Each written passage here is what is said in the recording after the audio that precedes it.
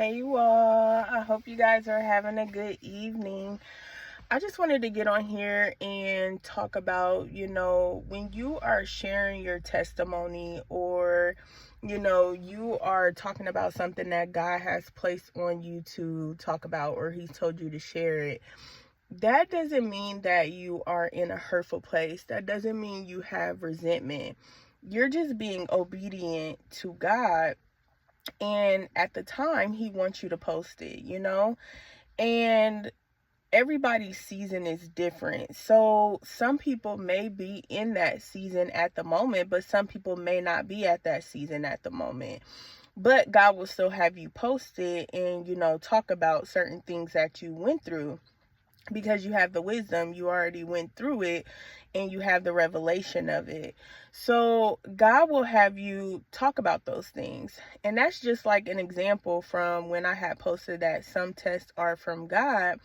That was actually 5 months ago that I had posted that, but I didn't realize that, I was just posting and being obedient. But God had showed it to me in the spirit because He wanted me to repost it, because that may have helped somebody that was in that season at the moment. So God will have you do some stuff that seems like it doesn't make sense, but then eventually it will make sense. And God will have you bring things back up. And that's why you always have to take words back to God, because some words may not be for you in that season, but eventually 6 months down the line, 5 years down the line, that may be prevalent for you. And that happened to me as well with my destiny helper. Like, some of the videos that I seen were from 2 to 3 years ago, but it was relevant for me at that time and at the time that I needed to see it, because God will highlight the videos that are needed to be seen.